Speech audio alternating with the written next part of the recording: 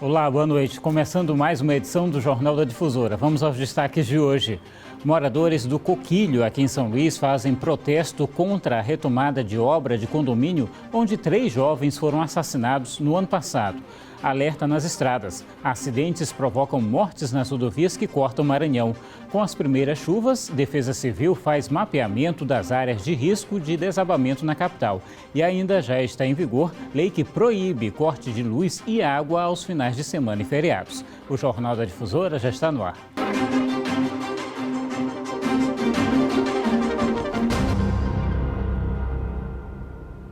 E a gente começa essa edição pedindo muito cuidado e atenção para quem for pegar a estrada nesse final de ano. Vários acidentes foram registrados durante o final de semana. O veículo em que a família estava saiu da pista e colidiu em uma árvore. Gregório Silva, Rayane Carini e a filha morreram no local.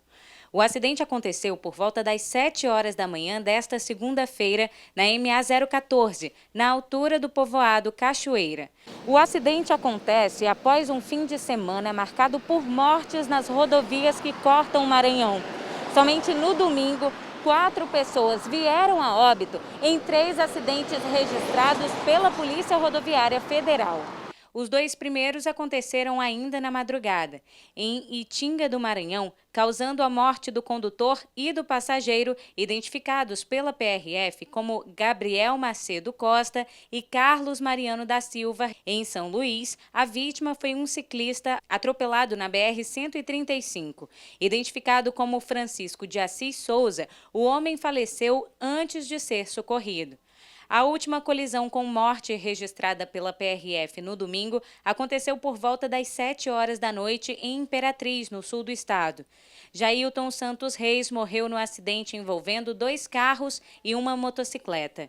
O inspetor Antônio Noberto, da Polícia Rodoviária Federal, divulgou um vídeo passando informações sobre os casos e ressaltando a importância da atenção durante a condução de veículos em rodovias, principalmente neste período do ano, quando o fluxo de veículos aumenta por causa das festividades. As ultrapassagens perigosas devem ser evitadas, principalmente em período de chuva, onde possíveis derrapagens, saída de pista, podem acontecer, inclusive com muitos trechos ainda com buraco nas rodovias de todo o estado. Então é preciso muita cautela. E ainda sobre esse assunto, em São João do Soter, um casal morreu depois da colisão entre uma moto e uma caminhonete. O motorista do carro fez uma ultrapassagem proibida e apresentava sinais de embriaguez. Um acidente envolvendo uma caminhonete e uma motocicleta deixou 2 pessoas mortas na tarde do último sábado. O fato ocorreu em uma estrada vicinal sentido ao povoado Axixá, em São João do Soter, região leste do estado. O impacto da colisão foi tão forte que o casal, identificado por Antônio Francisco Silva de Bedino, de 35 anos, e Natália dos Santos Silva, de 26, não resistiram e morreram no local do acidente. A motocicleta que eles estavam ficou destruída. Logo que sai de São João do Soter, na estrada vicinal, segundo o relato, uma Hilux de cor branca, né, de placa identificada, placa e condutor identificado, que tinha também 2 pessoas dentro do veículo, foi fazer uma ultrapassagem e colidiu frontalmente com a motocicleta que era pilotada pelo Francisco, né? Que levava consigo na garupa a Natália, a esposa dele. A polícia militar autuou em flagrante o condutor da caminhonete. Ele foi trazido até o posto da PRF, submetido ao teste de bafômetro, que indicou que o homem ingeriu bebida alcoólica. Ele está preso. O condutor da caminhonete trata-se de um militar de 33 anos. Ele não sofreu nenhum ferimento. Você vai ver agora que moradores do bairro Coquilho, aqui em São Luís, fizeram hoje um protesto contra a retomada da construção de um condomínio. Há cerca de um ano, 3 jovens foram mortos no local. Seguranças da obra são os principais suspeitos do crime. A manifestação aconteceu em frente à entrada da construção do residencial Mato Grosso, local onde Gustavo Feitosa Monroy, de 18 anos, Joanderson da Silva Diniz, de 17 anos, e Gildean Castro Silva, de 14 anos, foram assassinados. Segundo a comunidade, as obras do programa Minha Casa Minha Vida, executadas pela construtora Lua Nova, foram retomadas há 2 semanas. Com cartazes pedindo justiça, familiares das vítimas e a comunidade pediram a suspensão das atividades na obra até que os acusados do triplo homicídio sejam julgados. A gente está aqui para reivindicar, que não dê andamento às obras. Por quê? Porque a nossa última reunião com o secretário de Justiça, ele nos garantiu que a obra não iria recomeçar, aqui não haveria trabalhos, entende? Até que houvesse justiça. E as mães até então não têm resposta de justiça. Durante o protesto, um representante da construtora telefonou para os manifestantes solicitando uma reunião. Está sendo uma demora muito grande, né? A gente, como mãe, estamos muito ansiosa para esse dia acontecer, né? Que ele vai para o juro popular e que ele pague o que ele fez com nossos filhos, né? Nós queremos justiça. O crime aconteceu no dia 3 de janeiro de 2019. Segundo denuncia o Ministério Público, os 3 adolescentes saíram de casa em 2 bicicletas para a localidade conhecida como Romão, uma área de banho e pesca no Coquilho, zona rural de São Luís. A estrada de acesso passa por dentro da área onde acontecia a construção do residencial Mato Grosso. Os 3 jovens teriam sido vistos pela última vez por volta das 2 horas da tarde. Eles foram mortos com tiros na nuca. 5 pessoas foram consideradas suspeitas de envolvimento no homicídio. 2 foram indiciadas. O juiz titular da 2ª Vara do Tribunal do Júri, Gilberto de Moura Lima, pronunciou para ir a júri popular o vigilante Evilásio Lemos Ribeiro Júnior e o policial militar Hamilton Caires Linhares. Desde maio do ano passado, o vigilante Evilásio aguarda o julgamento em liberdade. Já o policial militar permanece preso. Em setembro deste ano, ele chegou a protocolar um pedido para aguardar o julgamento em liberdade, mas o pedido foi negado. As famílias das vítimas pedem celeridade no processo. Fazer 2 anos que eles foram mortos e ainda não houve justiça. Então, hoje, o que é que a gente quer? Justiça. A gente diz hoje não a obra e sim a justiça, porque se eles têm pressa de começarem a trabalhar, nós também temos pressa de haver justiça, mas estamos respeitando o tempo. Então, que eles respeitem o nosso tempo também como família e a nossa dor. Bom, segundo o Tribunal de Justiça do Maranhão, por enquanto, não há previsão da data do julgamento dos acusados. Nós também procuramos a construtora responsável pela obra, mas até o momento não tivemos nenhuma resposta. A gente vai para um rápido intervalo. Daqui a pouco você vai ver que a Defesa Civil começou o mapeamento das áreas de risco aqui na capital.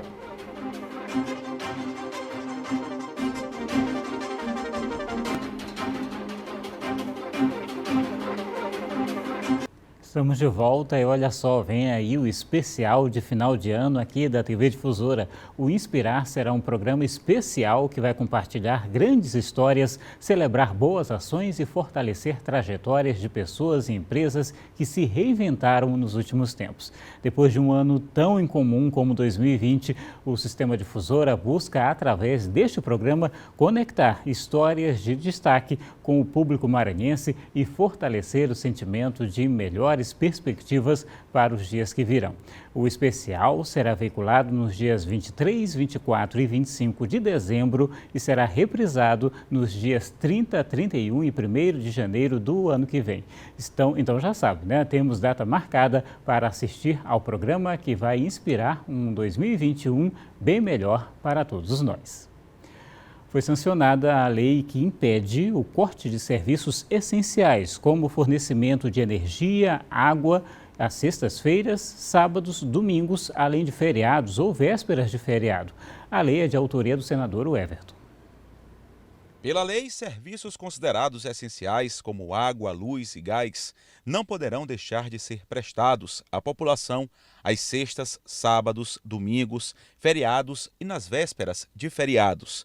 De acordo com a lei, O consumidor deve ser comunicado previamente sobre o desligamento por inadimplência e sobre o dia que será realizada a interrupção do serviço, o que deve ocorrer também durante horário comercial.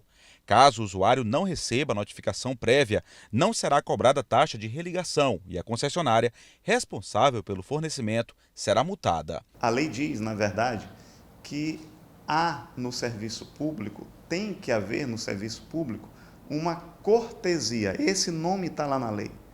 Na prestação do serviço público deve haver uma cordialidade. E, na verdade, essa lei vem reforçando isso. Não é permitido desligamento em sextas-feiras, sábados e domingos, feriados ou véspera de feriado. E se houver esse desligamento, esse corte, nesses dias, não deve haver a taxa de religação. O projeto é de autoria do senador maranhense Everton. A lei foi sancionada na última terça-feira, dia 16, pelo presidente Jair Bolsonaro, sem vetos. A proibição de desligamento se aplica aos serviços públicos prestados pelas administrações diretas e indiretas da União, Estados, Distrito Federal e municípios, além dos serviços concedidos ou permitidos por esses entes da Federação e terceiros. O consumidor deve, no ato, registrar um boletim de ocorrência, procurar o PROCON, procurar os órgãos que dão apoio à defensoria, procurar registrar de alguma forma, ligar para a concessionária, registrar um protocolo, provar de todas as maneiras que houve aquela irregularidade naquele dia, naquela hora, com todos os documentos, todas as informações que ele tiver à sua disposição. Muito bem, olha, o prefeito eleito de São Luís, Eduardo Braide, anunciou mais 3 secretários que vão compor a equipe de governo da próxima gestão. Os nomes estão aqui no nosso telão. Olha, nós temos Marcos Afonso, secretário municipal de Segurança e Cidadania, Rosângela Bertoldo, secretária municipal de Assistência Social, além da Cátia Borgea, que vai ficar com a Fundação Municipal do Patrimônio Histórico. Com o planejamento, com o início, aliás, das primeiras chuvas, a Defesa Civil mapeou 60 áreas de risco de desabamento aqui em São Luís. O relatório vai ser repassado para a próxima gestão da Prefeitura da capital, que assume no começo do ano que vem. Olhando aqui de cima dá até para ter uma ideia do perigo que é morar bem perto desse morro. Aliás, várias famílias correm esse risco. De um lado são os alagamentos, do outro deslizamento de terra. Tem gente que até abandonou a casa, mas a maioria ainda se arrisca por uma moradia. O que a gente fica com medo é que se o inverno for forte, aí vai acontecer outro alagamento de novo, porque a gente mora numa área de risco e aí é muito arriscado. Qualquer inverno que chegar aí de novo vai ser difícil para a gente aqui, ser humano. O bairro Salina do Sacavém é um dos 60 pontos de risco apontados pela Defesa Civil. Aqui moram centenas de famílias, a maioria ameaçada pelas chuvas. Foi aqui que, em 2008, um deslizamento de terra acabou causando a morte de 2 pessoas. Desde então, a comunidade passou a ser inserida no mapa de pontos de risco aqui em São Luís. Todo inverno, o perigo é constante. Inclusive, um núcleo fixo da Defesa Civil foi colocado aqui, onde os próprios moradores precisam fiscalizar diariamente esses pontos mais críticos. Na hora que vê qualquer coisa em situação de risco, liga para a Defesa Civil e eles vêm para cá. Olha, nesse momento a Defesa Civil Municipal está terminando de fazer a atualização do mapeamento, que é um serviço que é feito todo ano, no período antes de começar o período chuvoso, né? E os 60 pontos de risco estão sendo visitados e com o objetivo de saber se aumentou o número da população ou se diminuiu, se houve uma gravidade ou se diminuiu esse tipo de gravidade. A Defesa Civil explica que entre as áreas de risco com maior incidência estão o Centro Histórico de São Luís, por conta dos casarões antigos, a área Itaquibacanga, Coroadinho e o próprio bairro Salina do Sacavém. Essas regiões são monitoradas o ano inteiro para evitar sinistros. O órgão também alerta que os casos de reincidências de alagamentos e desabamentos acontecem porque as pessoas acabam voltando para o mesmo lugar. A pessoa tem que entender que ela não pode morar em um local que não traga segurança para si e para sua família. Nos próximos meses, a tendência é que aumente as chuvas. Por isso, a Defesa Civil deve disponibilizar o planejamento e mapeamento dessas áreas para a equipe que assumir o órgão a partir de janeiro com a mudança de gestão. Muito bem, vamos aproveitar então e ver como é que fica a previsão do tempo para amanhã.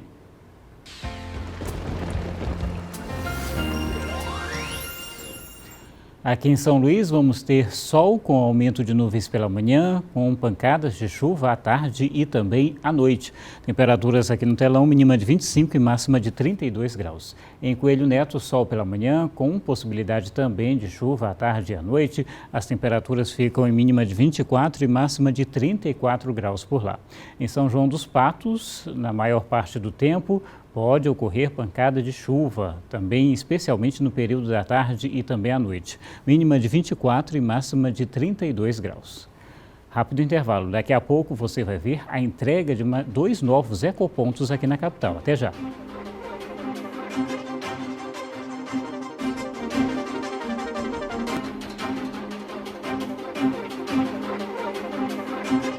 De volta com o Jornal da Difusora, hora de conferir os dados da pandemia aqui no estado, divulgados agora há pouco pela Secretaria de Estado da Saúde. Nós temos, no momento, 199.198 casos confirmados da doença desde o início da pandemia. Novos casos nas últimas 24 horas, 93. Casos ativos, no momento, em todo o estado, 5.138. Número de recuperados passando de 189.600 e o número de mortes chegando a 4.433. 7 mortes confirmadas por complicações da doença somente nas últimas 24 horas. Mudando de assunto, hoje foram entregues em São Luís mais 2 ecopontos. As unidades vão funcionar no bairro Calhau, aqui em São Luís. Ao todo, são 23 já entregues e em funcionamento na cidade. São 2 novos ecopontos no bairro Calhau, um na Avenida dos Holandeses e outro na Avenida Borborema. A intenção é beneficiar também os bairros do entorno. Os moradores devem fazer o descarte ambientalmente adequado de materiais recicláveis e resíduos volumosos, o que evita o descarte irregular em vias públicas. Os ecopontos começaram a ser implantados em São Luís em 2016 em pontos estratégicos da cidade. Hoje já são 23 equipamentos em operação. Mais 2 ecopontos que nós estamos entregando para a cidade e o que nos permite ampliar ainda mais a coleta seletiva dentro da cidade de São Luís. Hoje São Luís já é a capital que mais tem um índice mais elevado no que diz respeito à coleta seletiva das capitais Norte e Nordeste, chegando aí a quase 6%. Os pontos de descarte gratuitos e ecologicamente corretos têm um papel fundamental de sustentabilidade urbana. E a gente espera que todo esse trabalho, esse legado, fique para a cidade, que a cidade cuide cada vez mais de São Luís, deixando-a cada vez mais limpa. O Jornal da Difusora de hoje fica por aqui com imagens ao vivo do Forte Santo Antônio, aqui na capital, onde acontece uma programação especial do projeto Natal com os Astros. O objetivo é a observação do alinhamento dos planetas Júpiter e Saturno. Obrigado pela audiência, pela companhia. Boa noite, até amanhã.